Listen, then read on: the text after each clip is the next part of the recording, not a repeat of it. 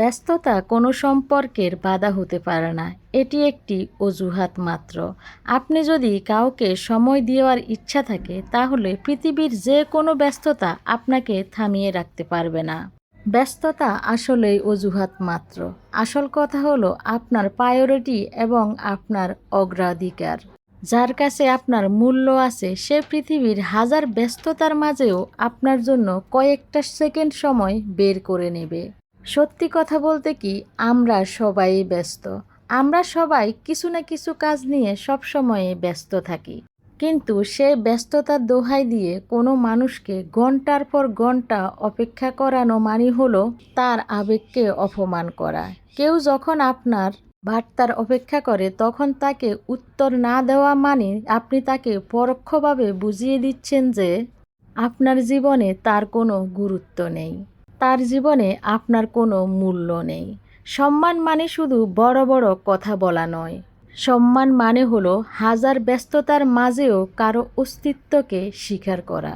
হ্যাঁ, আপনি ঠিক শুনেছেন। সম্মান মানে হাজার ব্যস্ততার মাঝেও প্রিয়জনের অস্তিত্বকে স্বীকার করা। সত্যি কথা বলতে কি, জীবনে কেউ খুব বেশি ব্যস্ত নয় যে তার জীবনসঙ্গীর কিংবা তার প্রিয় মানুষটির খোঁজ নিতে পারবে না। পৃথিবীটা চলে যার যার গুরুত্বের উপর ভিত্তি করে। যাকে আপনি ভালোবাসেন, যাকে আপনি সম্মান করেন, তার জন্য সময় বের করা খুব বেশি দুঃসাধ্য কাজ নয়, বরং সেটা একটা প্রয়োজন, সেটা একটা তাগিদ। যেখানে সত্যিকারের টান থাকে সেখানে রিপ্লাই দিতে কয়েক ঘন্টা সময় লাগে না। তাই যারা আপনাকে ব্যস্ত আছি বলে এড়িয়ে চলে, বুঝে নেবেন আপনি তাদের তালিকার একটি কোণায় পড়ে আছেন। তাদের গুরুত্বে আপনি নেই। তাদের জীবনে আপনার জায়গাটা সেখানে তাদের হলে হলো, না হলে নাই, এরকম একটা ভাব।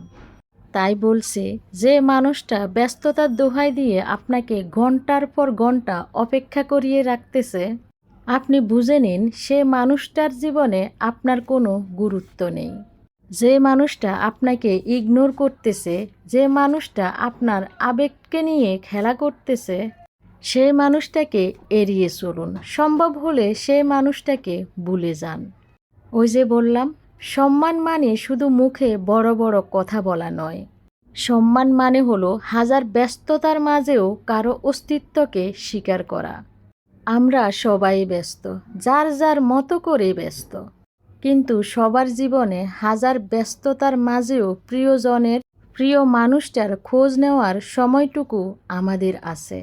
যার কাছে সেই সময়টুকু নেই, বুঝে নেবেন তার কাছে আপনার কোনো মূল্য নেই। মনে রাখবেন, ব্যস্ততা কেবল অজুহাত মাত্র।